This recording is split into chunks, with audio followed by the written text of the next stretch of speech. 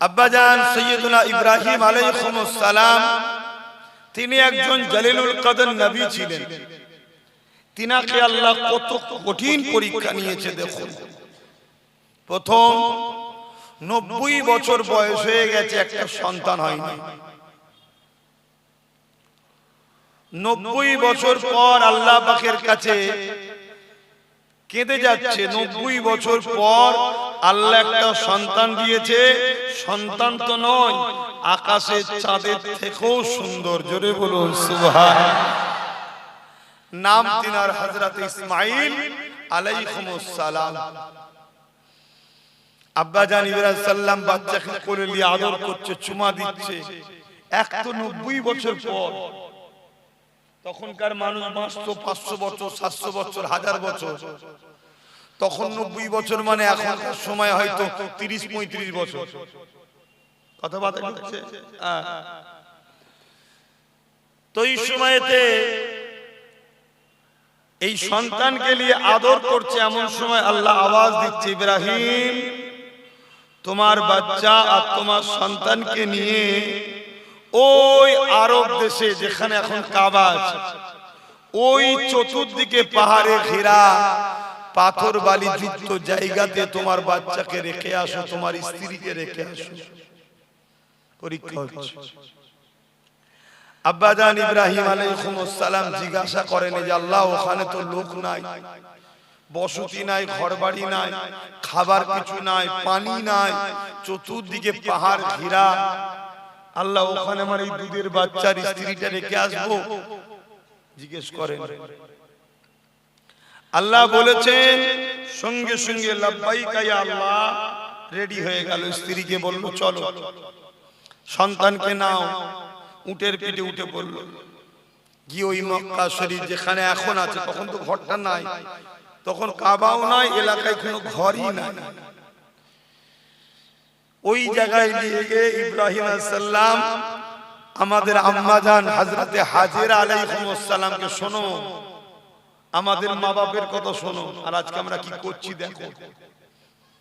তোমরা আল্লাহর কাছে ভালো ঘরের ছেলে, কিন্তু খারাপ সোহবতে পড়ে খারাপ হয়ে গেছে। আর এখন যখন তোমাদেরকে বাঁচাতে আসবো, এক ভুল বুঝেই তোমরা গাল দিচ্ছ। আর নাই যাদের সোহবতে পড়ে খারাপ হচ্ছ, তারা দেখছারে অনেক কষ্ট করে শয়তানের চেলা বানিয়েছি, আর মুহাম্মদ রাসূলের গোলাম এসে টেনে টেনে রাসূলুল্লাহর গোলাম বানাচ্ছে, জাহান্নাম থেকে জান্নাতের দিকে নিয়ে চলে যাচ্ছে। তাই তারা তোমাদের দ্বারা আমাদেরকে গালিগালাজ করানো শিখাচ্ছে। একটু ভাবো না, শুনতে কি আছে, শুনে ভাবতে কি আছে। মনে রাখবে হায়াত মত কোনো গ্যারান্টি নাই কার কখন মৃত্যু হবে। প্রতিদিন কবর তোমাকে আমাকে ডাকছে আর বলছে যে আমি কবর একা থাকার জায়গা, আমি কবর পোকামাকড়ের জায়গা, আমি কবর অন্ধকার জায়গা, আসার আগে তৈরি হয়ে আসো। তা আজ যদি আমরা মারা যাই, তা কালকে তো কবর দেবে। ও কবরে কেউ যাবে, বাপ যাবে, ছেলে যাবে, মা যাবে, স্বামী স্ত্রী কেউ যাবে। তো ওখানে কথা একটু মনে পড়ে না? ভুলের মাপ আছে। ইসলামের ক্ষতি ও ক্ষতিকারকদের সঙ্গে দল করলে মাফ না, এটা মাথার মধ্যে ঢুকিয়ে লাও। গান শুনেছো, যাত্রায় গেছো, ফাংশনে গেছো, ডিজে বাজিয়ে ফেলেছো, সিনেমা দেখে ফেলেছো, আরো এদিক ওদিক করে ফেলেছো, এগুলো সব নিজের ক্ষতি করেছো, ইসলামের ক্ষতি নয়। কিন্তু তুমি যদি মসজিদের সঙ্গে গাদ্দারি করো, বলো বলো, তুমি ইসলামের দুশমনী করলে।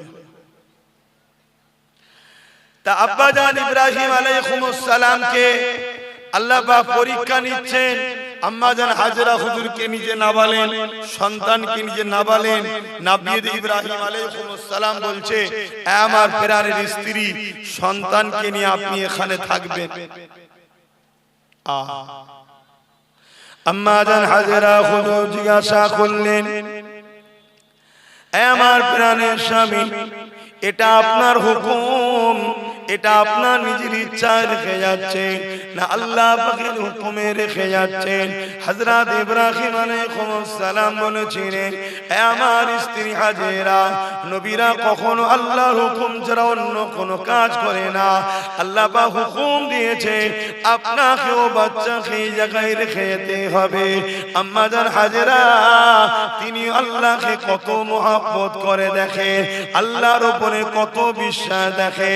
আম্মা জান হাজেরা বলেছিলেন, আমার প্রাণের স্বামী, আল্লাহ যখন হুকুম দিয়েছে আপনাকে আমি আর রুকবো না, আপনি চলে যান, কেন আপনার থেকে অনেক বড় আমার গার্জিয়ান হলো আমার আল্লাহ। তাহলে শুধু আব্বার পরীক্ষা হলো না, আম্মা জানেরও পরীক্ষা আল্লাহ নিলেন। দেখি হাজেরা তার স্বামীর উপরে বেশি ভরসা করে না আমি আল্লাহ আমার উপরে ভরসা করে। কি প্রমাণ হলো? ওখানে সব পরীক্ষা। তোমার আমার চলার ক্ষেত্রে পরীক্ষা হবে, মাথাকে খাটিয়ে কাজ করতে হবে। সেই মাথা যদি খাটিয়ে কাজ করতে না পারেন তাহলে ঠকে যেতে হবে, বিপদে পড়ে যেতে হবে। দুনিয়া তো ধ্বংস হবেই, আখিরাত তো বরবাদ হয়ে যাবে। আমার নওজওয়ানেরা, তরুণেরা, আম্মা জান হাজেরা হুজুরকে রেখে দিয়ে আব্বা জান ইব্রাহিম আলাইহিস সালাম ঘরে ফিরে চলে আসলেন। 1 বছর কেটে গেল, এক বড় সন্তানের কাছে যায়নি, কেননা আল্লাহ পাক রেখে আসতে বলেছিলেন, হুকুম এখনো দেয়নি। এই জন্য 1 বছর কেটে যাওয়ার পর এখনো একবারও যায়নি। 1 বছর হয়ে যাওয়ার পর ভেবে দেখো, 90 বছর পর সন্তান, আবার চাঁদের থেকেও সুন্দর দেখতে, কেন নবীদের সম্পর্ক হলো জান্নাতের সাথে। এ যুবকেরা, তরুণেরা, বাবেরা, আম্মা জান হাজেরার কাছে 1 বছর হয়ে গেল, আল্লাহ পাকের হুকুম হয়নি, যায়নি। আল্লাহ পাক হুকুম করে দিলেন, এই ইব্রাহিম, সন্তানের মায়া কি তোমার দিল থেকে চলে গেল? সন্তানের কথা কি মনে পড়ে না? আব্বা জান ইব্রাহিম সাল্লাম বলতে লেগেছে, আল্লাহ পাক সন্তানের কাছে তো অবশ্যই যাব, সন্তানের মায়া তো অন্তরে রয়েছে, তবে সন্তানের থেকে, স্ত্রী থেকে আপনাকে আমি বেশি ভালোবাসি। আপনি হুকুম করেননি, এজন্য আমি যাই।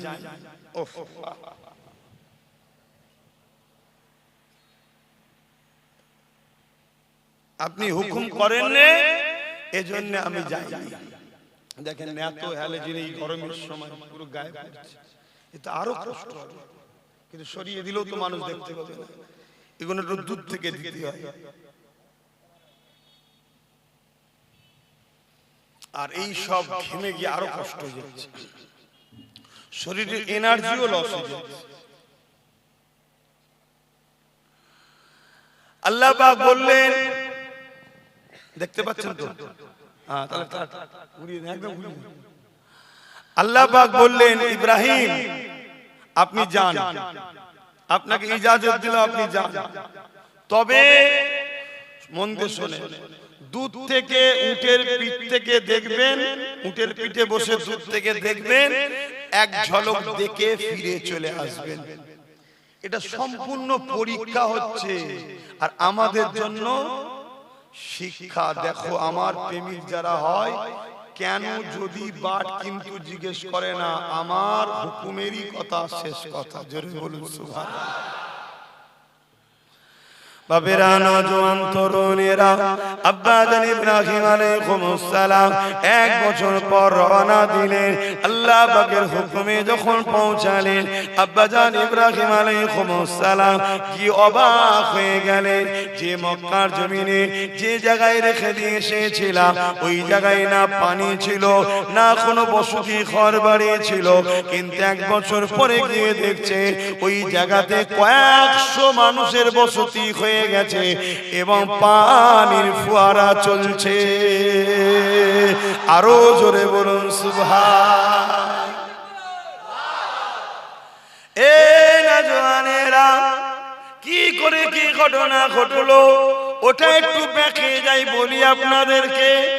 আম্মা জান হযরত হাজেরা হুজুরকে রেখে যখন আব্বা জান ইব্রাহিম আলাইহিস সালাম চলে আসলেন, ওই সময় আম্মা জান হাজেরা হুজুরের কোলেতে ইসমাঈল আলাইহিস সালাম শুয়ে রয়েছে। হঠাৎ করে পানির পিপাসা লেগে গেল বাচ্চাকে। এই পানি কোথা পাবে? পানি পান করাবার জন্য আম্মা জান হাজেরা হুজুর বাচ্চা ইসমাঈলকে জমিয়ে শুইয়ে দিয়ে এমন করে পানির তালাশে খুঁজতে লেগেছে। সবই আপনারা জানেন। মেন পয়েন্টটা বলি, আল্লাহ পাকের নবী হযরত ইসমাঈল আলাইহিস সালাম বাচ্চা তখন জমিনে পা মারতে লেগেছে। দেখবেন আমাদেরও বাচ্চারা পা ছোঁড়াছুঁড়ি করে, ওই পা যখন জমিনে আঘাত দিয়েছে, এটা তো নবীর কদম, তাই আল্লাহ পাক বলে দিয়েছে জমিন ফেটে যা, জমিন সরে গেছে ওই পায়ের কদম থেকে। এমন করে পানি চশমা জারি হয়ে গেছে। আরো জোরে বলুন সুবহান।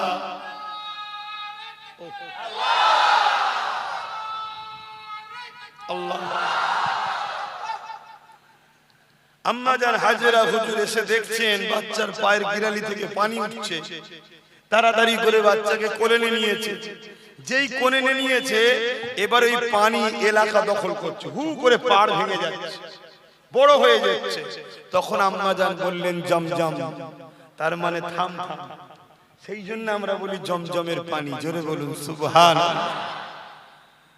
এবারে এই বসতিটা কোথা থেকে এলো? পানিটা তো বুঝতে পারলাম।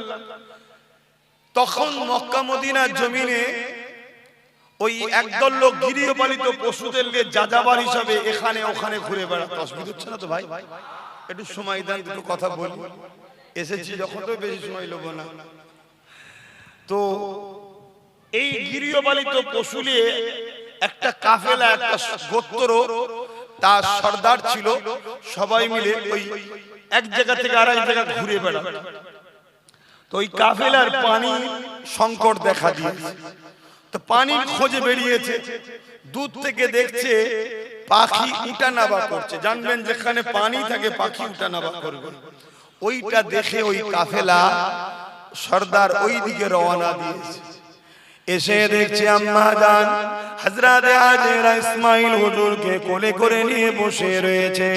এই অবামন জায়গাতে চতুর্দিকে পাহাড় ঘেরা, কোনো ঘর নাই, বাড়ি নাই, একটা রমণী আর চাঁদের থেকেও সুন্দর একটা বাচ্চাকে কোলে নিয়ে বসে আছে। ওই কাফেলা সর্দার বুঝতে পেরে গেছে এখানে অলৌকিক কিছু রহস্য রয়েছে। তাই সে নিজে না গিয়ে এসে তিনি তিনার কন্যাকে বললেন, মা তুমি যাও ওই রমণীর কাছে গিয়ে বলো যে আমরা এই রকম পানির সংকটে পড়েছি, যদি তিনি অর্ডার দেয় পানিটা তবে নেবে। অনেক বড় কথা। ওই কাফেলার সর্দারের কন্যা গিয়ে আম্মা জান হাজেরাকে এমন করে ইজাজত চাইলো, মা আমরা কি পানি নিতে পারি? আমরা বড় পিপাসায় রয়েছে। আম্মা জান হাজেরা ইজাজত দিলে পানি নিয়ে চলে আসলো।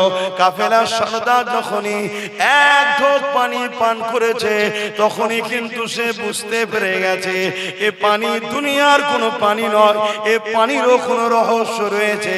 তাই ইজাজত আবার নিতে পাঠালে যে আমরা কিছুদিন এই জায়গাতে থাকতে চাই, যদি আম্মা ইজাজত দেয় এখানে তাবু গাড়বো, এখানে আমরা কিছুদিন থাকতে চাই।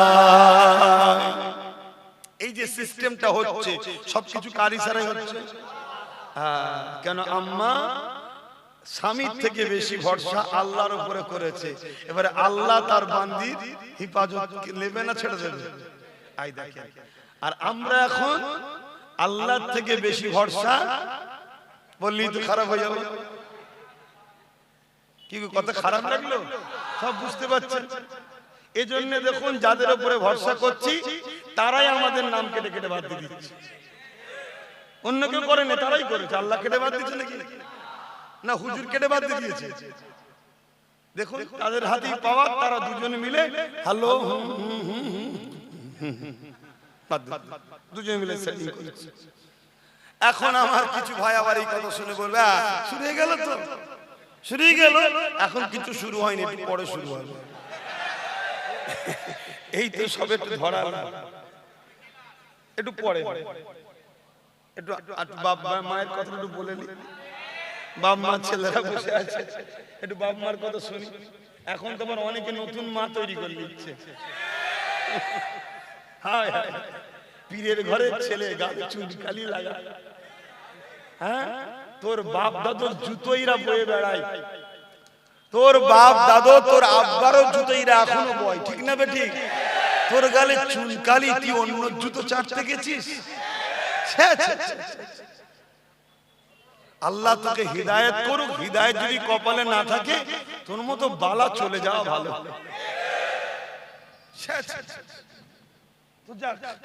আল্লাহ হিদায়াত করুক। যদি কপালে না থাকে, আল্লাহ কাটা পরিষ্কার করে দিক। আমিন। আসেন বাপের আলোচনার দিকে যাই। আম্মা জান হাজেরা ইজাজত দিয়ে দিলেন, ওই কাফেলা ওখানে রয়ে গেল।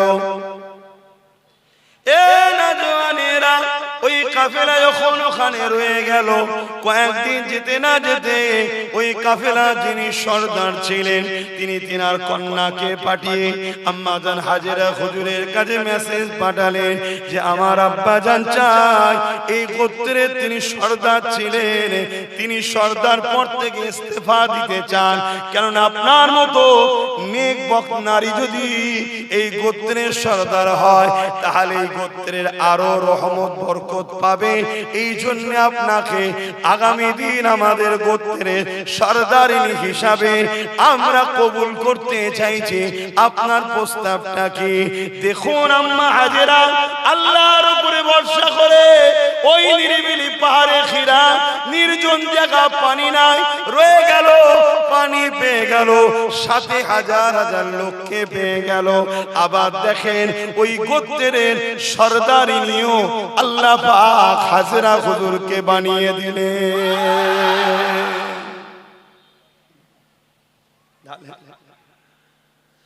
সব হাসবুনাল্লাহ ওয়া নি'মাল ওয়াকিল, নি'মাল মাওলা ওয়া নি'মান নাসির। আল্লাহ কোরআনে বলছে যে আমার উপরে ভরসা রাখে, শুনছো আমার ভাইরা, যে আমার উপরে ভরসা রাখে আমি আল্লাহই তার জন্য যথেষ্ট। জোরে বলুন সুবহানাল্লাহ। তাই আমার ভাইদের বলবো, সংসার করতে হবে, কারবার করতে হবে, ব্যবসা করতে হবে, রাজনীতি করতে হবে, অর্থনীতি করতে হবে, সমাজনীতি করতে হবে। অনেক ভাইরা বলে আব্বাস সিদ্দিকী জলসায় এসে রাজনীতির কথা বলে, আমি স্বীকার করছি, আমি বলি। কেন বলি? আমার ইসলামের রাজনীতির অধ্যায় আছে না? না। তাহলে ধর্মনীতির কথা বলবো আমি, সমাজনীতির কথা বলবো আমি, অপরিবার নীতির কথা বলবো আমি, বিজনেস নীতির কথা বলবো আমি, রাজনীতির কথাও শিখাবো আমি। কেন আমার ইসলাম এই শিক্ষা দিয়েছে। ইসলামে শুধু ধর্মনীতি নাই, ইসলামে সমাজনীতি আছে, পরিবার নীতি আছে, রাষ্ট্রনীতি আছে, এডুকেশন নীতি আছে, রাজনীতি আছে, বিজনেস নীতি আছে। বিজনেস করা হালাল, বিজনেস করলে নেকি হয়, বিজনেস করলে সওয়াব হয়। আবার বিজনেস করা হারাম। তা কোনটা হালাল কোনটা হারাম শিখাবে কে? উলামারা না চাল চোরেরা? কথা বলছে না তো। বিজনেস করা কি চোরেরা শিখাবে? সে তো এমনি আগে থেকেই চুরি করা অভ্যাস। আবার যদি একবার আসতে পারে সব চুরি করে ফেলবে। তার থেকে শিখবেন আপনি। তো নবীর ওয়ারিস যারা তারা তো শিখাবে। এবারে কোন মৌলী সাহেব বলছে, কোন মৌলী সাহেব বলেনি, কে বলছে, সব যে যার জবাব দিবে রে বাবা। কিন্তু ইসলামে আছে না? না। তাই আমি বলছি, মনে রাখবেন আম্মা জান হাজেরা হুজুর আল্লাহ পাক এত সাহায্য করলেন। তারপর ইব্রাহিম আলাইহিস সালামকে আল্লাহ ইজাজত দিলেন। এক বছর পরে তো ওকে এটা বলে দিলেন, একটু শুনেন, সামনে কদিন পর কুরবানি আসছে। তারপরে ওখান থেকে আবার ফিরে চলে আসলেন। আসার পর দীর্ঘ বছর আবার কেটে যায়, যাতায়াত হয়, যাতায়াত হয়, যাতায়াত হয়। আল্লাহ পাক একভাবে থাকার ইজাজত দেন। এবার ইসমাঈল সাল্লাম চলাচলি, হাঁটাহাঁটি করতে শুরু হয়েছে। আল্লাহ পাক বলল, ইব্রাহিম যাও, তুমি এবারে সন্তান পরিবার নিয়ে থাকতে শুরু করবে। কয়েকদিন যেতে না যেতে, কয়েক মাস যেতে না যেতেই আল্লাহ খবে দেখাচ্ছে, ইসমাইল, ইব্রাহিম, তোমার সব থেকে বেশি প্রিয় জিনিসটা আমার রাস্তায় কুরবানি দাও। শুনছেন কি গো? আল্লাহ আমাদের পরীক্ষা নিতে পারবো তো? সব থেকে বেশি প্রিয় সেই জিনিসটা আমার রাস্তায় কুরবানি দাও। ইব্রাহিম আলাইহিস সালাম 100 দুম্বাকে কুরবানি দিলেন। পরের দিন আবার খব দেখাচ্ছে আল্লাহ, ইব্রাহিম তোমার সব থেকে প্রিয় জিনিসটা আমার রাস্তায় কুরবানি দাও। আবার 200 দুম্বা কুরবানি দিলেন। আবার 3 দিনের দিনে আল্লাহ খবে দেখাচ্ছে, ইব্রাহিম তোমার বাচ্চাটা কি সব থেকে প্রিয় নয়? এইটাকে কুরবানি দাও। কেন? আল্লাহ পাক পরীক্ষা নিচ্ছে যে ইব্রাহিমের কাছে আমি আল্লাহর কথা আগে না তার বাচ্চাটা আগে, আমার প্রেম আগে না তার বাচ্চার প্রেম আগে। কি পরীক্ষা বুঝতে পারছেন? আমাদেরকে যদি এরকম লাগে যাবে, আমাদের ছোটখাটো আমাদের সব মুসলমানদের কিছু ঝাঁট দিয়া পদ আছে না, খাতা পাওয়া, ঝাঁট দিয়া, কাঠ ভেঙে আনা, মেহনত করে রান্না করে তৈরি করে দিয়া সাহেবরা খাবে, এরকম পদ আছে না? এই সব পদ পেয়ে মুসলমান যা নিজেকে মনে করছে এই পদই ছাড়তে পারছে। তাহলে সন্তান চাইলে দেবে?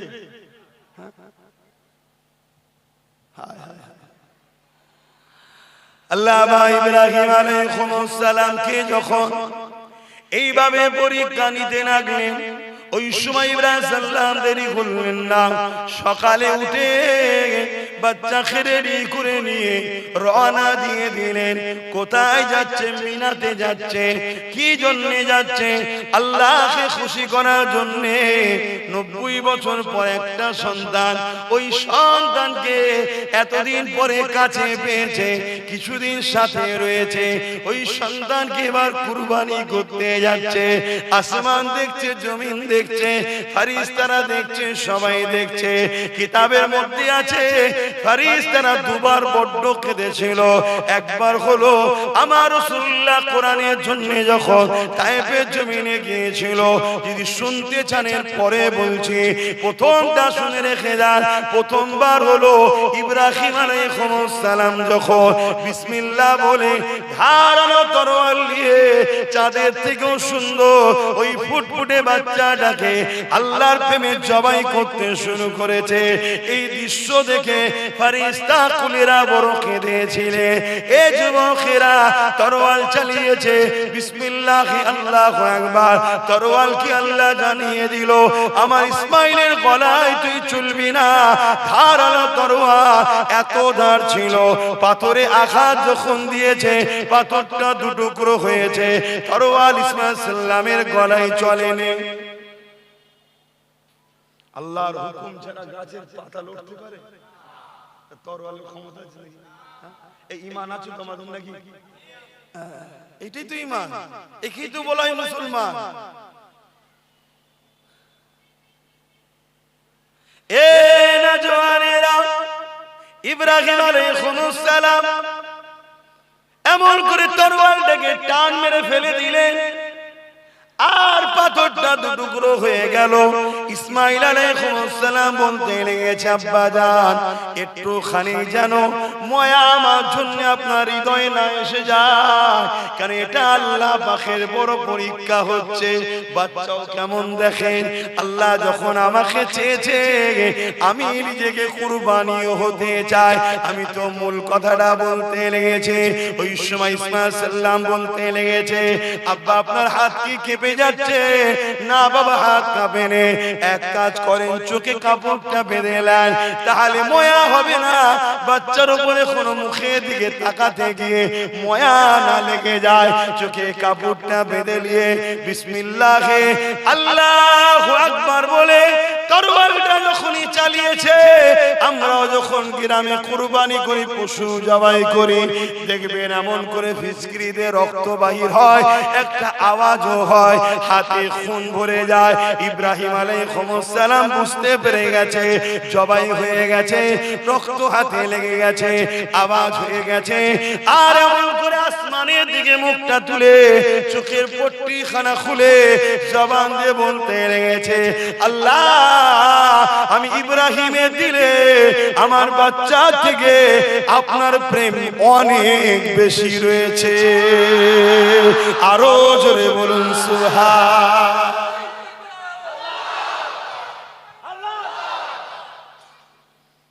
কেন হুজুর জানে তো জবাই হয়ে গেছে, এবার আল্লাহ কি করছে সেটা তো আল্লাহ জানে, হুজুরকে তো জানাই নেই। এ না জওয়ানেরা, হুজুর যখন জমিনের দিকে তাকিয়েছে, দেখতে লেগেছেন জমিনে আমার বাচ্চা দাঁড়িয়ে রয়েছে, আর একটা দুম্বা কুরবানি হয়ে গেছে। আল্লাহ পাক সাল্লাম বলতে লাগলেন, আল্লাহ পাক আমার কুরবানি কি পছন্দ হলো না?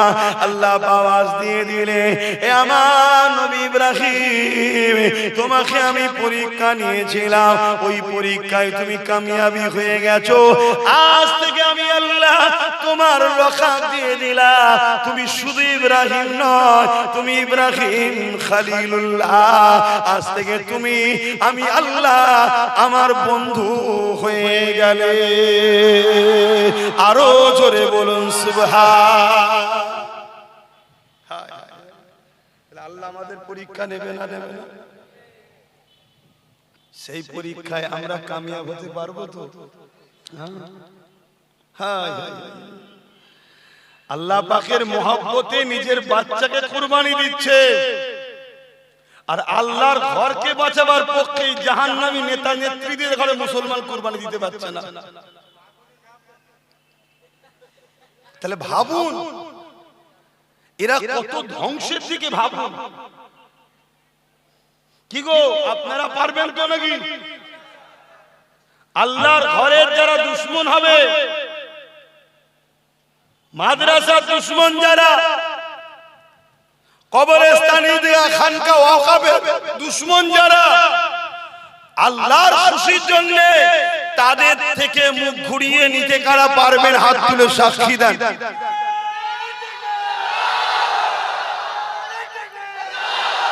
এ হাত তুলে বুঝে সুঝে তুলেছেন তো? হাত লম্বা করে তুলুন। বুঝে সুঝে তুলেছেন তো নাকি?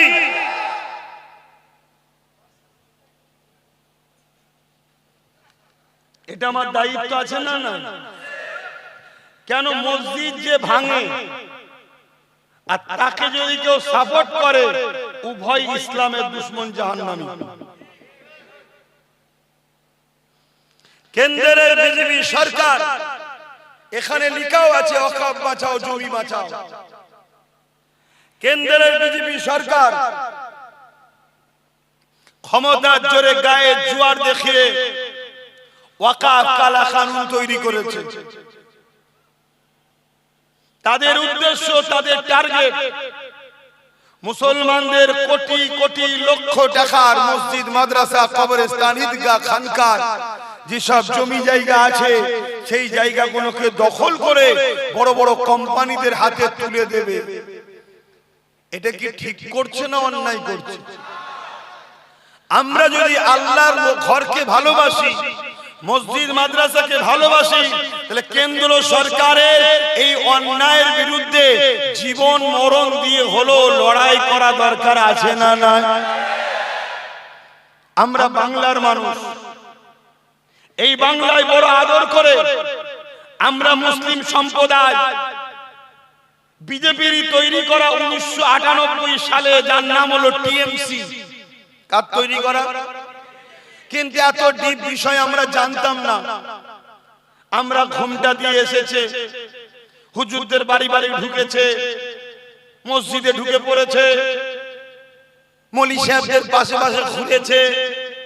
আমরা সবাই মনে করেছি হয়তো আমাদের দরদি হবে, তাই আমরা ভুল করেছি, তাকে সাপোর্ট করেছি। কিন্তু বিজেপির বিরুদ্ধে ওয়াকফকে বাঁচাতে, বিজেপির বিরুদ্ধে মসজিদ বাঁচাতে, বিজেপির বিরুদ্ধে কবরস্থান বাঁচাতে, বিজেপির বিরুদ্ধে মাদ্রাসা বাঁচাতে, বিজেপির বিরুদ্ধে খানকা বাঁচাতে, বিজেপির বিরুদ্ধে বাপ দাদার কবরকে বাঁচাতে এই বাংলায় যখন আন্দোলন করতে মুসলমানরা নেমেছিল, রাজ্য সরকারের উচিত আমাদের সাথ দেওয়া ছিল না? ছিল না? সে কিন্তু আমাদের সঙ্গে দুটো কাজ করেছে। একটা হলো চিটিংবাজি করেছে। কি চিটিংবাজি? মিথ্যা কথা বলেছে যে এই রাজ্যে ওয়াকফ বিল লাগু হবে না, বলেছে না বলেন? তারপরে ওই ওয়াকফ আইনটাকে আমাদের এই টিএমসি সরকার মেনেছিল না মানেনি? তাহলে বিজেপির পক্ষে গেল না বিরুদ্ধে গেল?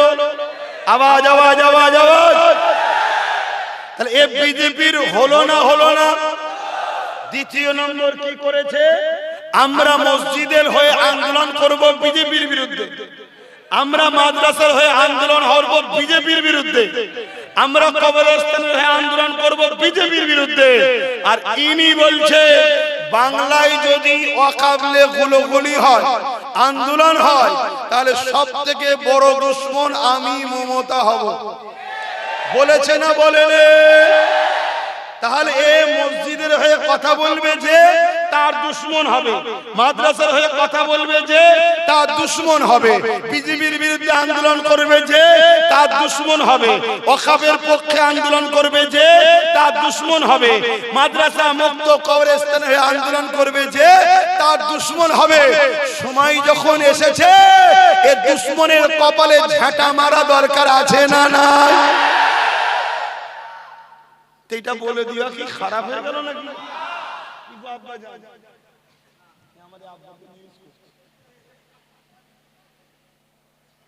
সুযোগ এসেছে না? প্রমাণ দিতে হবে মসজিদের পক্ষে, প্রমাণ দিতে হবে কবরস্থানের পক্ষে, প্রমাণ দিতে হবে আমি মাদ্রাসার পক্ষে। দিতে হবে না? দেবেন কিভাবে? টিএমসি কে ভোট দিত নাকি? বিজেপি কে ভোট দিয়ে?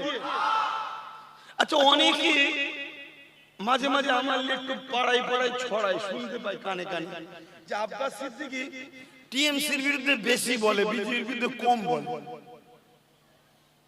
আপনাদের এলাকায় ছড়িয়েছেন তারা কেউ? আচ্ছা, একটুখানি ভেঙে দিই তাহলে। আচ্ছা, একটা বোতলে বিষ লিখা আছে এবং বিষ আছেন আপনি জানেন, আপনার হাতে বোতলটা দিলাম, আপনি খাবেন? কেন খাবেন না? আপনি জানেন বিষ আছে এবং দেখাও যাচ্ছে গায়ের লেভেলে লিখা আছে। আচ্ছা, অপর দিকে আর এক গ্লাস পানি দিলাম, তাতে চিনি টিনি দিয়ে রুয়াবজা দিয়ে ভালো শরবত করে দিলাম, কিন্তু তার মধ্যে বিষ দিয়ে রেখেছি, সেটা আপনি জানেন না। আপনাকে দিলে খাবেন না? খাবেন না? কেন? না জেনে। অতএব বিজেপি হলো ওই প্রকাশ্য বিষ টাইপের, আর মমতা হলো শরবত টাইপের। একে দেখতে রুয়াবজাওয়ালা শরবত ঘুমটা দিয়ে এসেছিল, কিন্তু আজকে বুঝতে পার চোরের সর্বনাশ, এর মধ্যে তো বিষ কেন আছে? কথা বুঝে আসছে না? নাই আর কেন বাবা মলি সাহেবদের পিছনে লেগেছিস বাবা? কি করবে? না করলে টিকিটটা কেটে নেবে। একটু শখ দিচ্ছে জিতবো, আগে পিছু পুলিশ গাড়ি থাকবে, একটু কাই কাই কাই কাই কাই করে আওয়াজ হবে, তারপরে এলাকার প্রমোটিং এর টাকা ঝাড়বো, জমির টাকা। শখ গেছে বাবা, কেন ডিস্টার্ব করছিস?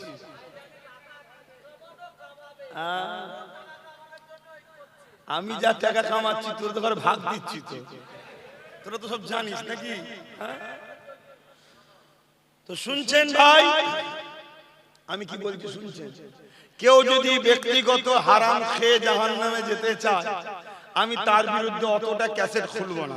এক কথাই বলবো, বাবা হারাম খাসনি জাহান্নামে চলে যাবি, শুধরালো শুধরালো, না শুধরালো না শুধরালো। কিন্তু আমার মসজিদ মাদ্রাসা কবরস্থানের বিরুদ্ধে কেউ গেলে তাকে ধুপার মতো কাপড় কাচা কেচে ফেলবে। কথা বুঝে আসছে না? নাই আপনারা আমার সাথে আছেন তো? ঠিক বলছেন তো নাকি? হ্যাঁ, আর না মমতার মতো সামনে একদম সুবিশায়, ভেতরে শয়তান। এই আছেন সাথে, হাত তুলে দেখেন আছেন তো নাকি? হাত লম্বা করে তোলে, লম্বা করে তুলে রাখেন। তুলেছেন? এবার দেখেন তো ডায়ে মায়ে কেউ তুলতে বাকি আছে কি? দেখেন দেখেন, আরে দেখবেন তো কেউ বাকি আছে? যদি বাকি থাকে তার সাথে ঝগড়া করবেন না, শুধু চিনে নেবেন এ আমাদের নয়, শুধু এতটুকু। আর কেউ যদি বলে না আমি হাত তুলিনি কেন, আমি চাপের মধ্যে আছি, তার অন্তরের খবর আল্লাহ জানে না, জানে না? তাকেও আল্লাহ পাক আমাদের সাথেই রাখবে ইনশাআল্লাহ। কিন্তু ইচ্ছা করে হাত তুলবো না, সব জায়গায় যে হাত তুলি, পতাকা সব জায়গায় যে ধরি, আর মসজিদ মাদ্রাসার পক্ষে দাঁড়াবার বেলায় তুমি বলবেন নেই, তাহলে তো বাপ সমস্যা আছে। তো যাক, আমি যে কথা বলছিলাম, অনেকে বলে তাহলে যে বিজেপির বিরুদ্ধে লোক কম বলে। আরে ও তো বিষ সবাই জানে, তো ওইটালে অত ডিটেইলসে খুলে বলতে হয়, কিন্তু শরবতের মধ্যে বিষ দিয়ে আছে সেটালে বেশি বলতে হয়, ঠিক তো নাকি? এখন আমি যেটা বলতে চাইছি সেটা হলো এটাই, তাহলে আমার ওয়াকাবের কেউ দুশমনি করবে, কেউ আমার মসজিদ মাদ্রাসার দুশমনি করবে, তাকে সাথ দিবা কি ইসলামে জায়েজ আছে? ইসলামের ফতোয়াটা জানা দরকার আছে না? নাই? আচ্ছা চলে আসেন। প্রথম কথা, আল্লাহ নবী বলছেন ঈমান আছে না নাই জানবেন কি করে? একটা কথা মনে রাখবেন, তায়েফের কথাটা বলবো।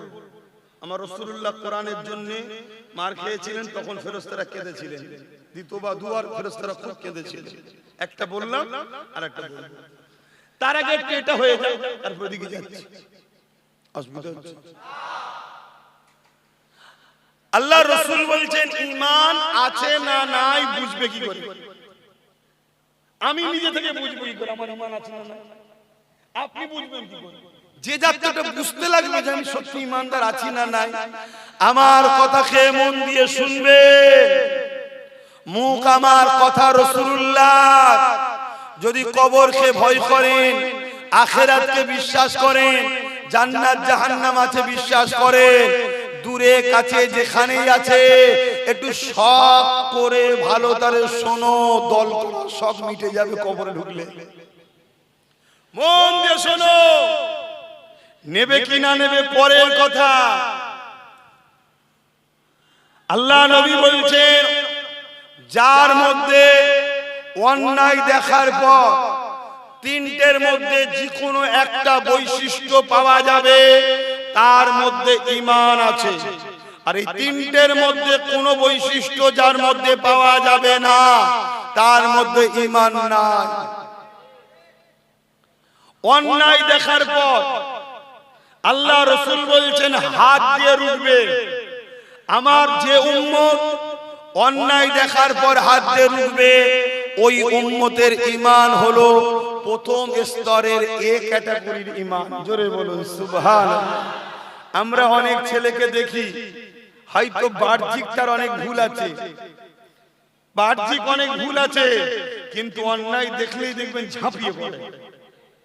খুব ভালো করে বুঝবেন, তুমি যাকে ঈমানদার মনে করছো, আল্লাহ যদি তাকে বেঈমান মনে করে কি হবে? আর তুমি যাকে বেঈমান মনে করছো, আর আল্লাহ যদি তাকে ঈমানদার মনে করে, শোনো মন দিয়ে, হাদিসের সঙ্গে না মিলে বড় দাড়ি বড় টুপি নিয়ে কিছু হবে না। রবীন্দ্রনাথ ঠাকুরের গোলজামা দেখেছো?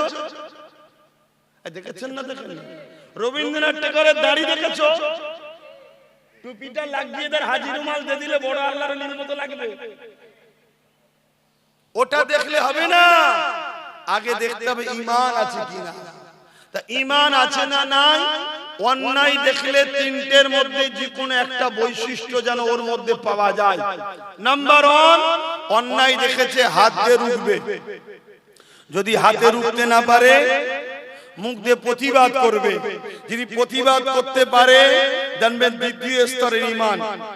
যদি মুখ দিয়ে প্রতিবাদও করতে না পারে, অন্তর থেকে ঘৃণা করে দূরে সরে যাবে।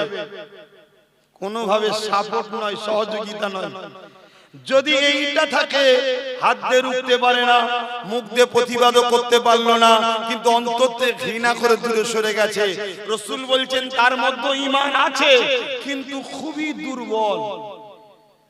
ঈমানের শেষ স্তর এটা। মুসলিম শরীফের হাদিস, বুখারীর পরে যে কিতাব। কিন্তু আমরা কি দেখছি, পীরজাদা সাহেব, মুফতি সাহেব, মাওলানা সাহেব, হাজি সাহেব, নামাজি সাহেব, বক্তা সাহেব, ইমাম সাহেব অন্যায় দেখার পরে হাত দিয়ে রুখা তো দূরের কথা, মুখ দিয়ে প্রতিবাদ তো দূরের কথা, অন্তর থেকে ঘৃণা করে দূরে যাওয়া তো দূরের কথা, তাদেরকে অন্যায় করার জন্য শক্তিশালী করার চেষ্টা করছে না, করে রে। তাই রাসূলুল্লাহ বললেন আখিরি জামানায় আসমানের নিচে জমিনের উপরে সবথেকে নিকৃষ্ট হবে একদল উলামারা। কাদের কথা বলেছে? ক্যান্সার পরা দাড়ি চাচা উলামাদের কথা বলেছে। আর সবথেকে আগে জান্নাতে যাবে কারা? আর সবথেকে আগে জাহান্নামে যাবে কারা? তাহলে উলামা ধরতে হবে জাহান্নামী না জান্নাতি? যে জান্নাতি উলামা হবে সে জাহান্নামীর পক্ষে থাকে। কথা মাথায় ঢুকছে তো নাকি? তাহলে আজকে বলুন, কেন্দ্রের বিজেপি সরকার এই যে ওয়াকফ কালা কানুন করেছে, এটা অন্যায় না ন্যায়? তাহলে উম্মতের মধ্যে ঈমান আছে না নাই প্রমাণ পাবেন কি করে? হাত দিয়ে প্রতিবাদ রুখবে, নাই মুখ দিয়ে প্রতিবাদ, নাই অন্তর থেকে ঘৃণা করে দূরে সরে যাবে। আজি তা না করে বিজেপি কে গিয়ে সুইচ টেপে, এই সেই উম্মতের ঈমান আছে? দ্বিতীয় কথা, বিজেপির এই কালা কানুনকে রাজ্য সরকার মেনেছে না মানেনি? তাহলে এখানেও আমার ঈমান আছে না নাই? হাত দিয়ে রুখতে হবে। যদি হাত দিয়ে রুখতে না পারো, টিএমসির বিরুদ্ধে মুখ দিয়ে প্রতিবাদ করতে হবে। তা না করতে পারো, অন্তর থেকে দূরে ঘৃণা করে সরে যেতে হবে। তা না করে তুমি টিএমসি সুইচ টিপছো, ঈমান আছে? আওয়াজ দিয়ে বলো, ঈমান আছে? এটা আমার জাতিকে জানানো দরকার আছে না না? এখন কিছু ভাই বলবে আব্বাস সিদ্দিকী বিরুদ্ধে কথা আছে না না? আমি প্রশ্ন করব, তুই আমার বিরুদ্ধে বলছিস কেন ভাই? না তুমি টিএমসির বিরুদ্ধে বলো কেন? ও তাই নাকি? তুই টিএমসি কে ভালোবাসিস বলছিস? হ্যাঁ, তো তুই যদি টিএমসি কে ভালোবাসিস মন দিয়ে বুঝবে, আর আমি টিএমসির বিরোধী করাতে তুই যদি আমার বিরোধী বলতে পারিস, তাহলে যে টিএমসি আমার মসজিদ মাদ্রাসা ওয়াকফের দুশমনি করেছে, আমি তো এগুলোকে ভালোবাসি, আমি তার বিরুদ্ধে বলবো না কেন? কত মাথায় ঢুকছে না? তাহলে তুই লড়াই করলি মসজিদ মাদ্রাসা কবরস্থান ঈদগাহ দুশমনের জন্য, আর আমি লড়াই করছি আল্লাহ আল্লাহ রাসূলের ঘর মসজিদ মাদ্রাসার জন্য। এই লড়াই করার অধিকার আছে না না? এই লড়াই আপনারা আমার সাথে থাকবেন? হাত তুলে সাক্ষী দেন, আবার লম্বা করে হাত তুলে সাক্ষী দেন, লড়াইয়ে থাকবে। জেল খাটতে হবে বাপ, মার খেতে হতে পারে। কেন? ফেরাউনের হাতে পাওয়ার ছিল, নমরুদের হাতে ছিল, সাদ্দাতের হাতে ছিল, আজকে ফেরাউনদের হাতেই রয়েছে। আমাদের পরীক্ষা আল্লাহ নেবে। বেলাল হুজুর মার খেয়েছে, সাহাবারা মার খেয়েছে, আপনারা মার খেতে পারবে? কিন্তু আল্লাহ সুযোগ তো দিচ্ছে, চ্যাটাইটা উল্টে দাও না।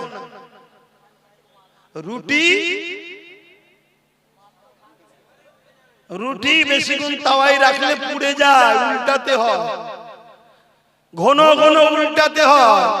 তা সামনে তো দিন আছে, এবং তোমাদের এলাকার খবর তো খুব ভালো, এমনি উল্টে গেছে।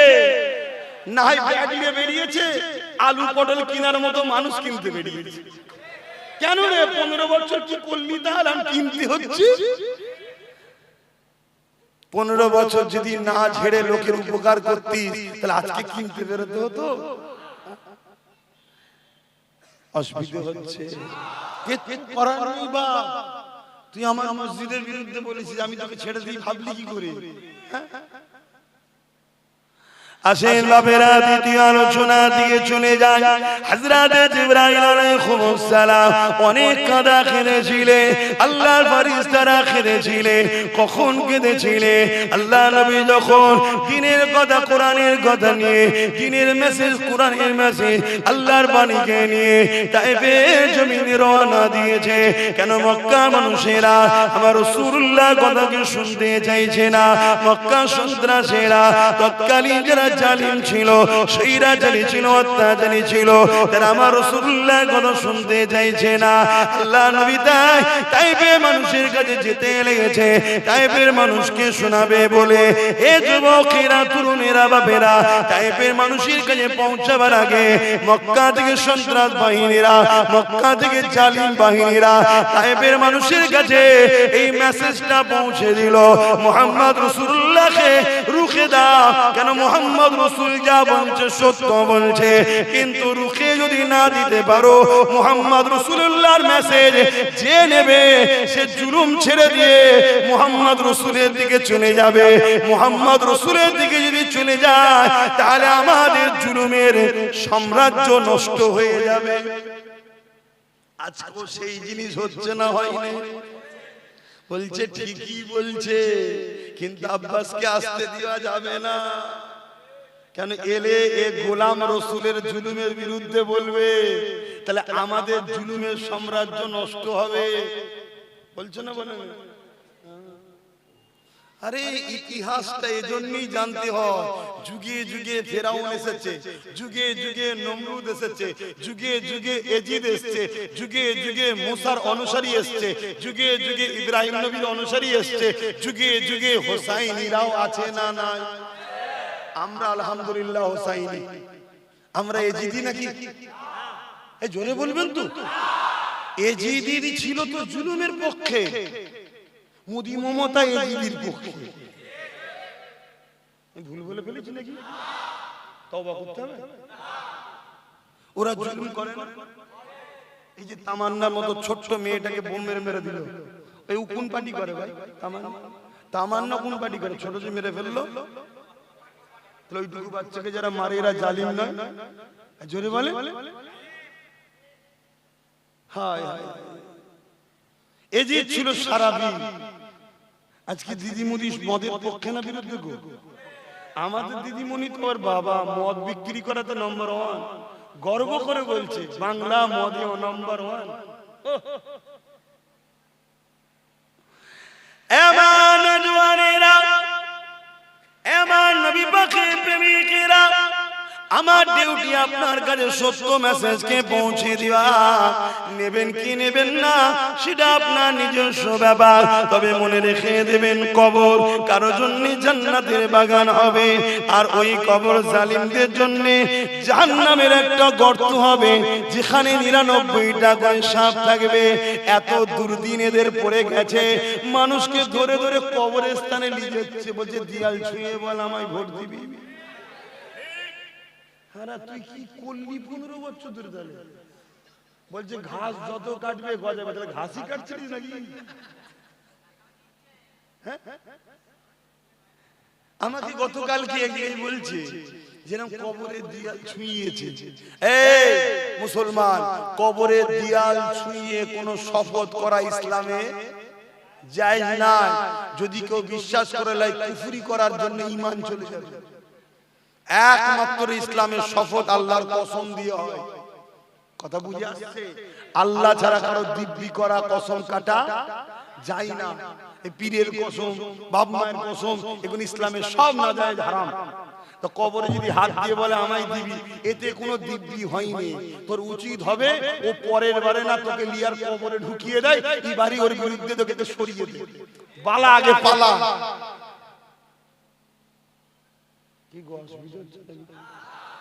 কি ধরেছে এরা?